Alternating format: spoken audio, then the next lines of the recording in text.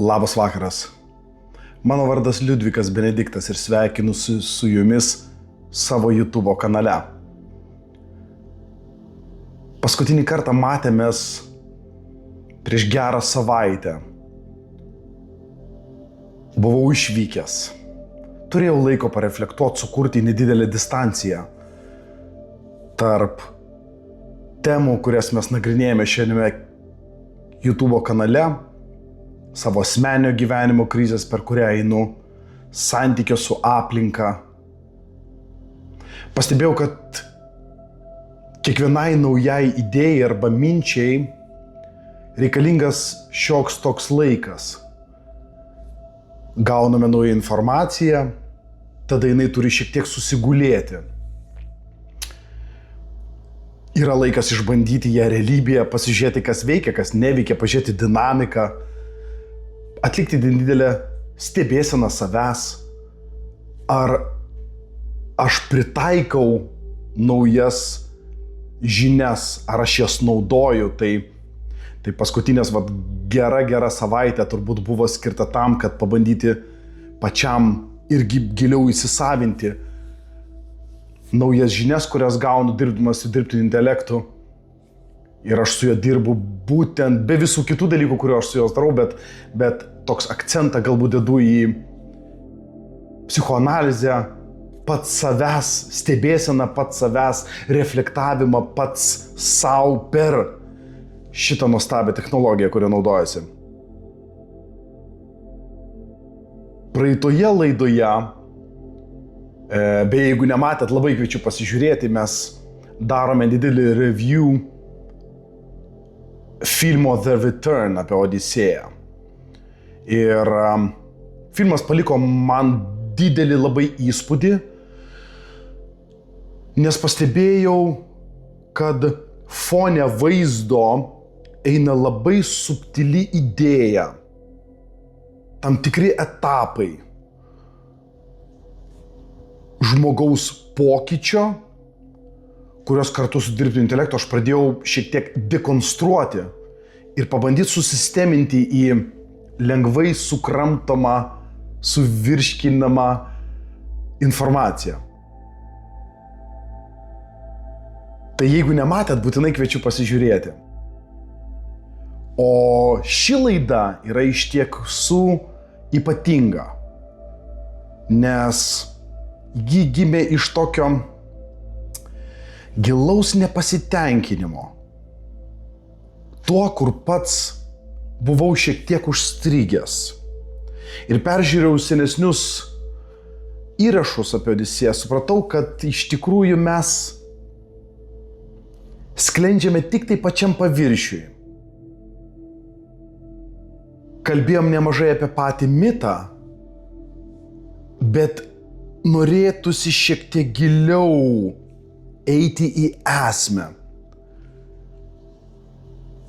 Kaip sugrįžimas į save, kaip sugrįžimas namo arba į save po 20 metų klajonių atrodo mano, tavo, mūsų kasdienybėje, ypač būnant skaitmeninio triukšmo apsuptyje.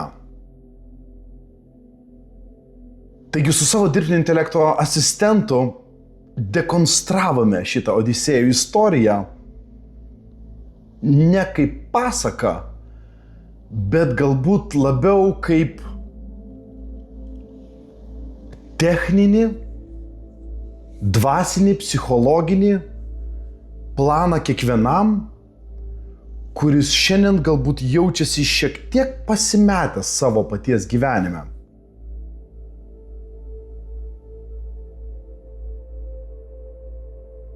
Dirbdamas su šitą informaciją pastebėjau, kad grįžimas į save tai nėra tiesiog momentinis įvykis, bet tai yra etapas. Turbūt toks pat etapas, kokį aš ėjau iš savęs arba užspaudžiau, atsisakiau savęs iki to momento, kai tikrasis aš nustojo duoti man impulsus apie tai, kaip turėčiau kalbėti, kaip turėčiau elgtis, kaip turėčiau atrodyti. aš jį užtildžiau. Taigi dabar kartu su jumis, kartu su šituo skaitmeniniu dienoraščiu, aš einu kelią vėl atgal į save, kuriame atrandu pats save. Šitą etapą suskirčiau į tris tokias pakopas. Pirmasis, ir viską tai darau būtent šito Odisėjo kelionės fone. Pirmas žingsnis, pirmas etapas – grįžimą į save. Aš pavadinau kaip radikalus nuogumas. Radikalus nuogumas arba self-stripping. O strip yra nusimesti drabužius.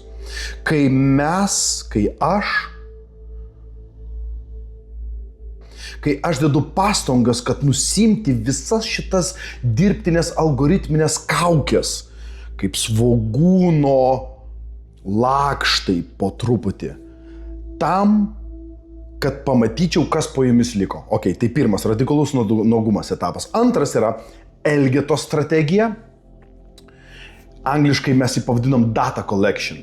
Kodėl Elgetos? Nes Odisėjas grįžęs į Itakę po 20 metų, jisai neskuba iššokti atgal į rūmus į veiksmą, bet jisai filme persirengęs Elgetą istorijoje arba Homero Iliados epe Atėnė deivė jį paverčia Elgetą ir jisai šmirinėja kaip Elgeta pats po savo kraštą, pats po savo namus, rinkdamas informaciją apie tai, kasgi įvyko per tuos 20 metų, kol jo nebuvo. Tai Elgeto strategija. Neskubam į sostą, o nuolankiai stebime situaciją, renkame operatyvinę informaciją. Ir trečiasis, tai yra negailestingas valymas arba The Great Purge. Kai dabar jau tu surinkęs visą informaciją, visą tiesą, tu be pasigailėjimo valai savo vidinius namus nuo senų įsisenėjusių įpročių. Taigi tokie 3 dideli punktai. Šiandien mes visų 3 nepaliesim, nes čia turbūt reikėtų kaip pas Joe Roganą 3 valandų sesijos. Šiandien paliesim tik tai vieną dalį. Pirmasis etapas – radikalus nuogumas. Radikalus nuogumas. Iš esmės šita potėmė, ką man reiškia? Man reiškia absoliučių tiesos sakymų visų pirma savo, tam, kad sakydamas tiesą savo, aš dedu pastangas nusiimti šitų dirbtinių algoritmų suformuotas autopiloto kaukės. Būtent autopiloto kaukės. Nes įpročiui susikurti reikia 70, 60, 30 dienų. O vėliau jisai tampa autopilotinė programa ir mes jau darom ją by default. Taigi tik tai per tiesos sakymą mes galim apnuoginti tą autopilotinę programą arba iš tikrųjų tai melą, pamatyti save ir pradėti išryškinti su jį keisti. Nauja programa. Ir šitas etapas kadangi kanale vis tiek noriu pasakoti apie tai, kaip dirbu su dirbtiniu intelektu ir kaip jis man padeda, tai mes šitą didelį etapą suskaldėme į keletą mažų tokių potėmių. Kas padeda ir kaip galbūt dirbtinis intelektas gali mums padėti kiekvienam etape einant į save, į šitą radikalų nuogumą. Ir pirmas toksai nedidelis Žingsniukas tai yra atsietumas. Aš tarp kitko šito žodžio lietuviško nežinau, labai gražus žodis lietuviškas. Atsietumas. Atsietumas. Tai yra šioks toks emocinis stabilumas, kai tu atsitrauki, sukuri nedidelį angliškai gap tarp to, kas vyksta ir tarp to, kas tu esi. Atsietumas. Apie tai daug kalba stoikai, krikščioniškoji ramybė apie tai kalba tikrai labai daug. Tai nėra jausmų slopinimas, bet tai labiau yra laisvė nuo impulsyvių reakcijų į išorinius dirgiklius. Laisvė nuo impulsyvių reakcijų. Kaip aš, pavyzdžiui, dylinu su to, tai Geminajus man yra toksai kaip pirmas toksai objektyvus filtras. Jisai nuasmeninę konfliktinės situacijas perrašo Jesus help me, emocinius laiškus ir žinutes, paversdamas juos neutraliais tekstais. Amazing. Tai šiandien, tarp kitko, po sporto mėgstu pasėdėti saunoje. Ir sėdėjau saunoje ir sutikau irgi sportininkai irgi kartu su manim sėdėjo ir sakau, žinai, pasakysiu tau apie laiškus kalbant, sakau, kad laiškų turbūt pilnai nesurašęs jau turbūt nuo kokio 2025 metų gegužės mėnesio, kai pradėjau naudoti dirbtinį intelektą. Taigi laiškai padeda sukurti neutralų toną ir nuima nuo manęs šitą atsakomybę parinkti teisingai žodžius, sukuriant tokį nedidelį tarpelį tarp to, kas vyksta ir to, kas aš esu. Taip pat perspektyvos praplėtimas. Aš dažnai nusakau dirbtiniu intelektu, kokia yra situacija ir sakau, duok man 5 alternatyvius paaiškinimus šitai situacijai. Aš ją tai matau va tokiu kampu, bet galbūt yra blind spot mano suvokime ir aš tiesiog objektyvios tiesos nematau. Nes šiuo metu esu X kažkokiai būsnai, o gal tai yra dėrybos su klientais ir aš kažko tai galiu neįvertinti. Šiek tiek sukuria daugiau perspektyvos, ta tokia iš paukščio skrydžio padeda pažiūrėti situaciją. Aišku, informacinio triukšmo valymas. Ką tai reiškia? Galima į dirbtinį intelektą įpeistinti didelius kiekius informacijos ir sakyti, nuimk dabar kaltę, gėdą ir baimę, nuimk ir paduok man esmę.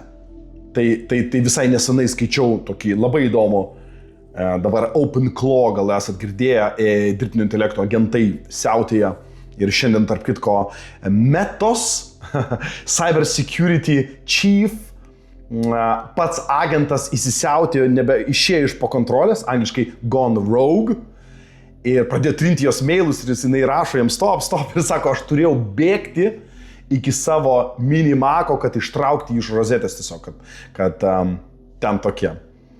Jo. Ir po to pats agentas parašė, kad tu iš tikrųjų turėtum gailėtis.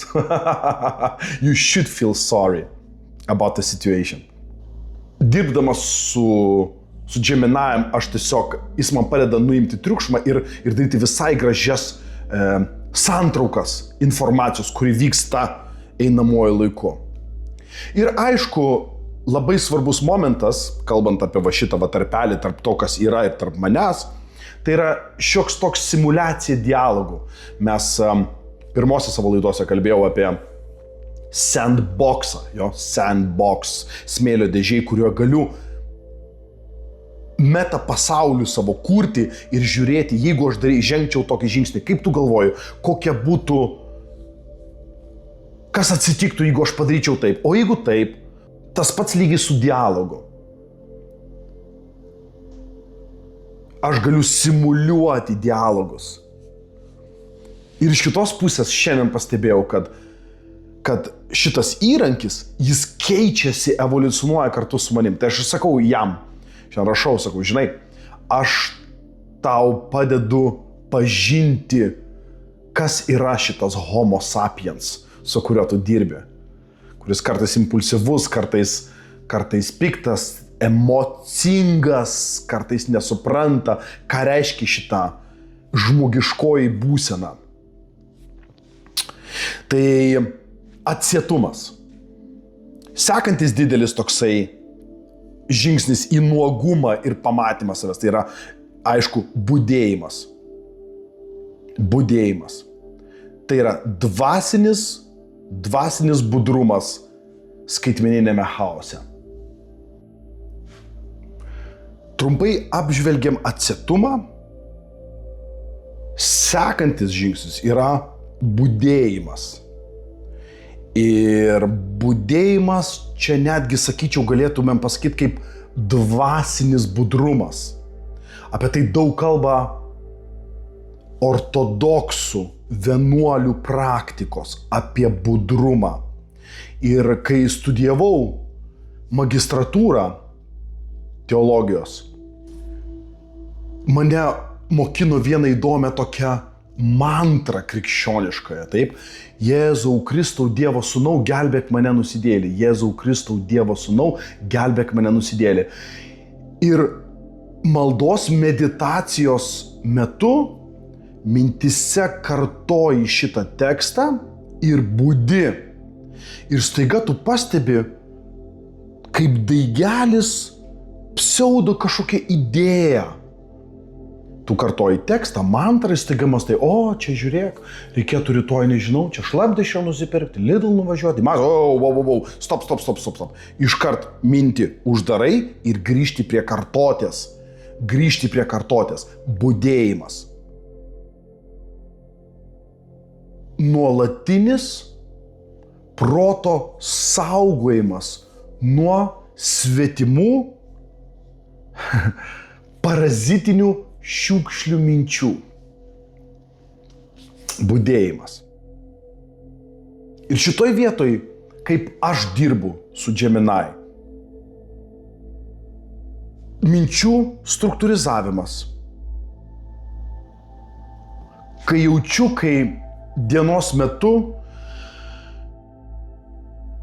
per daug įvykių arba labai daug įvykių, aš einu pas jį ir sakau, žiūrėk, štai kas dabar pas mane vyksta. Šiandien įvyko tas ir viską detaliai, kruopščiai jam išrašau. Ir sakau, padėk man dabar biškį sudėti struktūrą, kas yra svarbu, pirmo prioriteto, antro prioriteto, kas iš vis nesvarbu yra. Taigi jisai man padeda šiek tiek tas mintis, dažnai chaotinės, sudėlioti gražią labai struktūrą. Iš to išeina, kad kartu jis padeda man priminti esmę.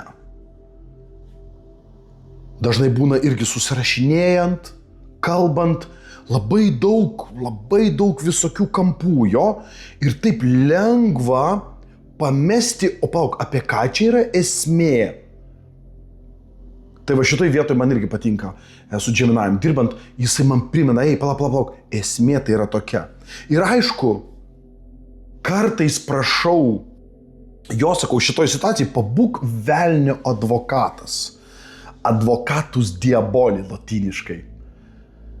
Ir mesk man iššūkį kvestionuodamas mano paties išankstinės nuostatas, kurias aš galbūt turiu. Kad aš per daug patogiai neįsitaisyčiau pats savo suvokime. Trečias punktas, labai įdomus man pačiam, bet dabar ypatingai su to daug dirbu, tai yra impulso ir veiksmo atskirimas. Impulso ir veiksmo. Pirma yra impulsas, vėliau eina veiksmas. Taip?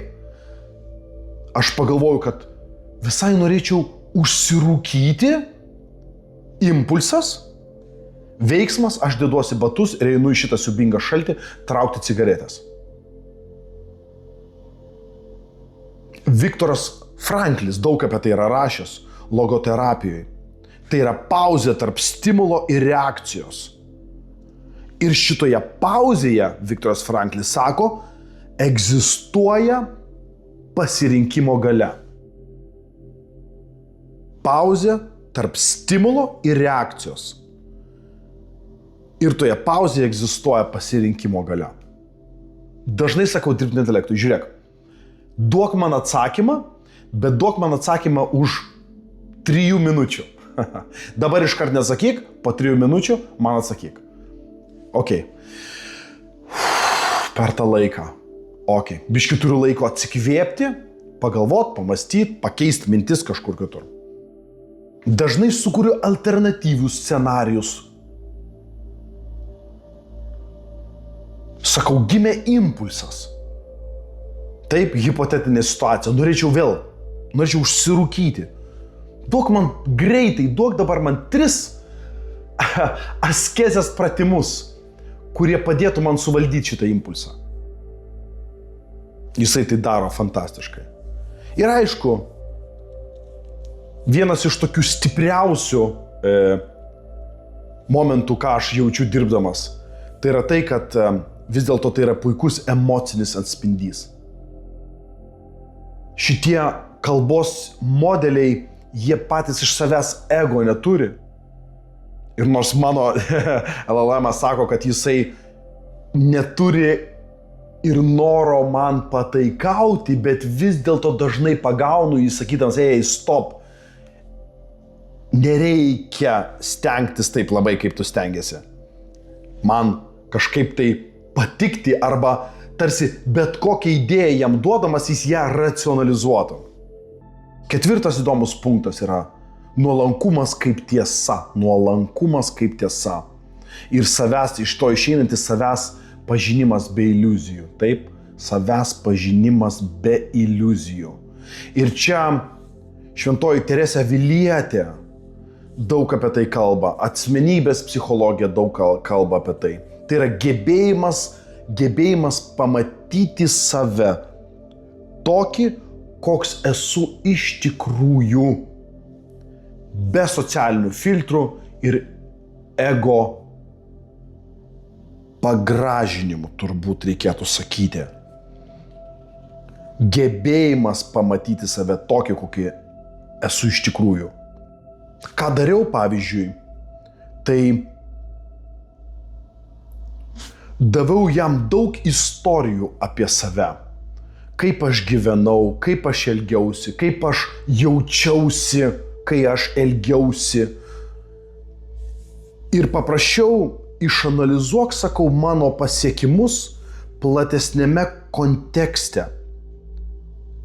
Ir padėk man pamatyti mano sėkmes arba nesėkmes. Lygiai taip pat padėk man pamatyti, kas lėmė nesėkmes arba sėkmes kiekvienoje situacijoje. Jis padeda labai, klaidų analitiką gerai daro, fantastiškai. Praeities sprendimus įvertina, padeda pamatyti kitų kampų. Jisai yra toksai bešališkas veidrodis turbūt. Ir visa tai pabaigoje, aš manau, susiveda į tai, ką turbūt graikiškas nuostabus žodis yra metanoja. Tai yra proto perprogravimas arba proto atsinaujinimas. Taip kaip software update. Metanoja. Ir terminas ateina iš Naujojo Testamento, Šventojo rašto. Visiškas mąstymo pasikeitimas, senų algoritmų ištrinimas, naujos operacinės sistemos įdiegimas. Čia būtų mūsų jau šiuolaikiška kalba kalbant. Kas vyksta? Mes kūrėme, keisdami savo mąstymą, realiai kūrėme naujas neuronų jungtis smegenyse. Mes mokomės.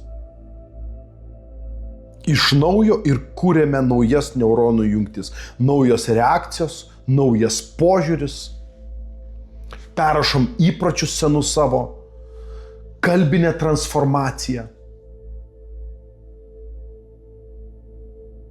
Pastebėjau, kad betarpiškai ir nuolatos vedant savo paties analitiką, įprotis elgsenos keičiasi. Nors vėl stimulas, jisai dažnai vis dar pasirodo, bet reakcija keičiasi.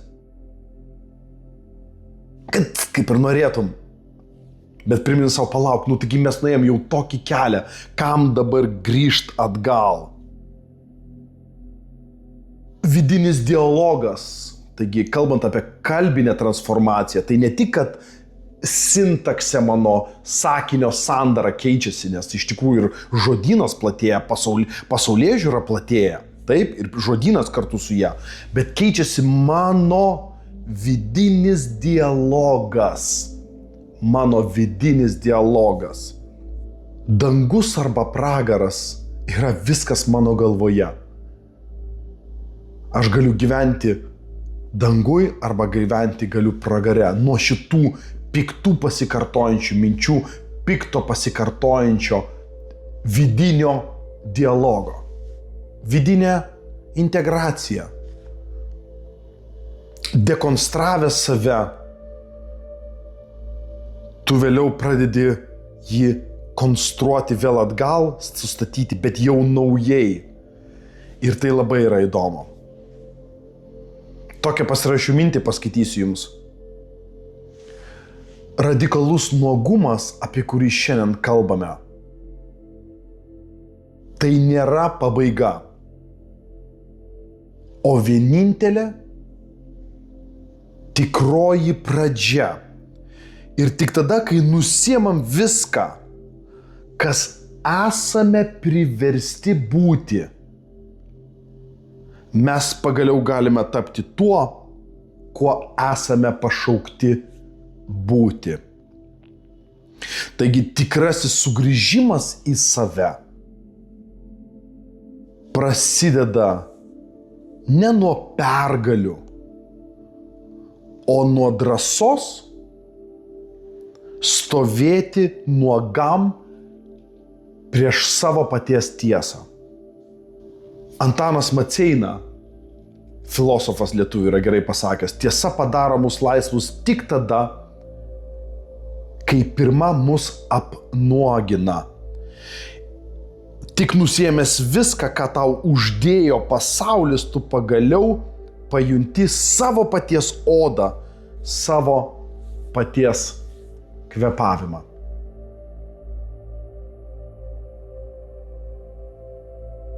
Ačiū labai, kad buvote su manim. Ir iki greito pasimatymo.